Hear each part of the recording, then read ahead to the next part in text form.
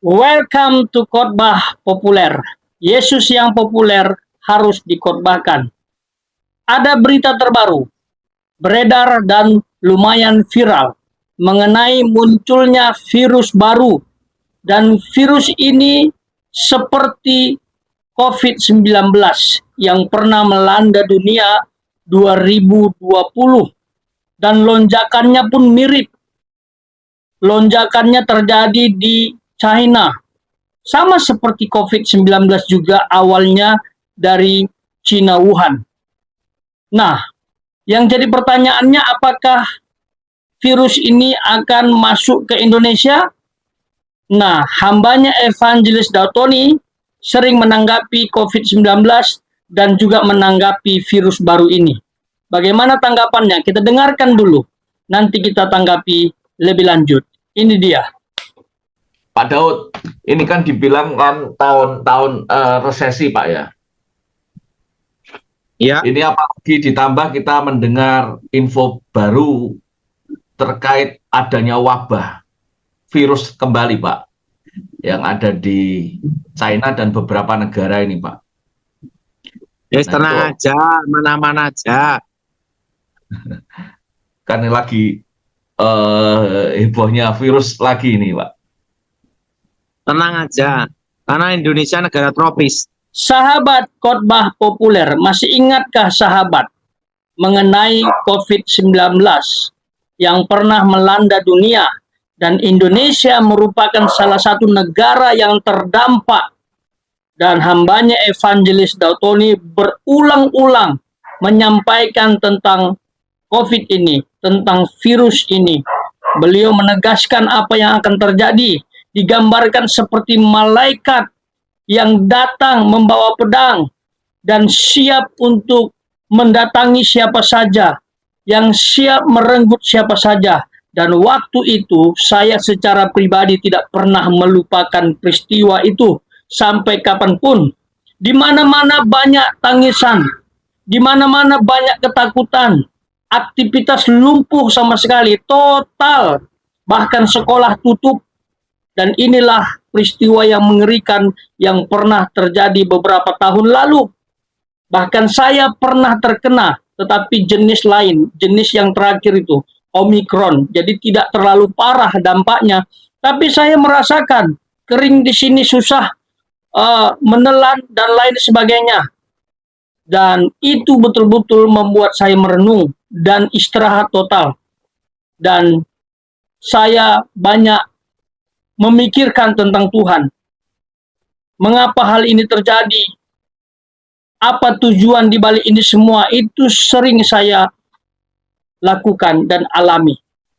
Bahkan banyak orang yang merasa kuat, merasa mampu, merasa rohani terkena juga.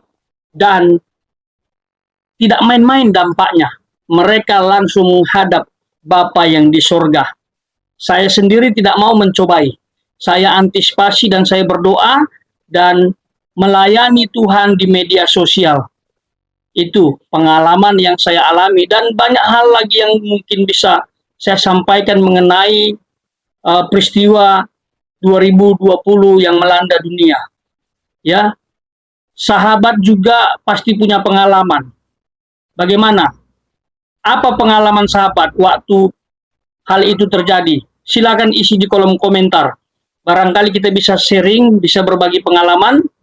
Yang jelas saya merasakan Tuhan di masa-masa itu, dan saya diberkati Tuhan di masa-masa itu. Disitulah Tuhan menunjukkan perbedaan antara anak Tuhan dan yang tidak percaya Tuhan.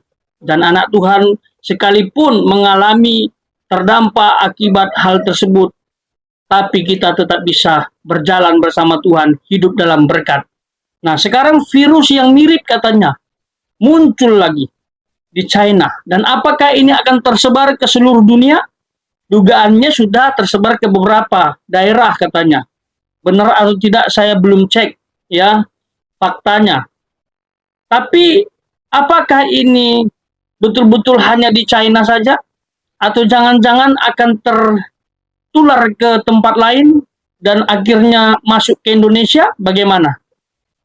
Kalau menurut hambanya Evangelis Dautoni, tenang saja. tenang saja. Beliau menyampaikan hal tenang saja. Kalau beliau yang menyampaikan tenang saja, bagaimana reaksi kita? Apakah kita tenang saja? Apakah kita percaya Tuhan akan tolong? Bagaimana? Beliau di masa COVID-19 menyampaikan secara terang-terangan berapi-api bahwa Tuhan akan lakukan sebuah hal yang itu mengerikan buat setiap beberapa orang, dan itu Tuhan izinkan. Ya, bahkan diperingatkan mengenai ekonomi yang gara-gara virus ini, dan diingatkan untuk menjaga keselamatan diri dan lain sebagainya. Tapi kali ini hambanya bilang tenang saja. Apakah kita tenang saja? Menurut saya, ya tenang saja. Kenapa tenang saja? Ya, Tuhan pasti menyertai kita. Tuhan memberkati kita. Karena kenapa? Hal tersebut sudah pernah terjadi di tahun 2020. Mungkin jenisnya berbeda, tetapi sudah pernah terjadi melanda dunia, dan dunia sudah punya antisipasi dan sudah punya bentengnya. Jadi kalaupun terjadi, tidak separah dulu. Dulu kan antivirusnya saja belum ketemu. Begitu, makanya banyak terdampak parah sampai sesak dan kehilangan nyawanya, kehilangan kesadarannya. Tapi sekarang medis sudah canggih, ya. Kita doakan China bisa menanggulangi, mengatasi dan menemukan obat, lalu bisa menyembuhkan dengan cepat virus ini, ya. Dan kita doakan tidak sampai ke Indonesia, supaya kita tetap tenang saja seperti apa yang disampaikan oleh hambanya, Evangelis Daud Tony. Bagaimana dengan sahabat? Tenang saja? Saya sarankan tetap tenang saja, karena tidak ada gunanya kita panik. Panik itu justru membuat kita kehilangan damai sejahtera.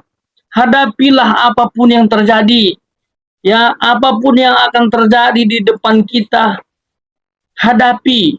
Bahkan orang, ya, yang saya tahu yang paling ditakutinya adalah saat dia tidak bisa makan, saat dia tidak punya uang. Makanya waktu pengalaman saya di masa lampau, waktu terjadi pandemi tersebut, orang malas di rumah saja, dan akhirnya dia nggak takut sama COVID itu. Karena kenapa? Sudah sulit uang, sudah susah makan. Jadi orang lebih takut dengan perutnya kosong ketimbang hal tersebut terjangkit pada dirinya. Itu. Jadi itu yang paling ditakuti manusia. Perut. Jadi tetap lakukan sesuatu untuk kebaikan, untuk kemajuan kita di masa depan. Dan tetap berserah kepada Tuhan, tetap mengandalkan Tuhan.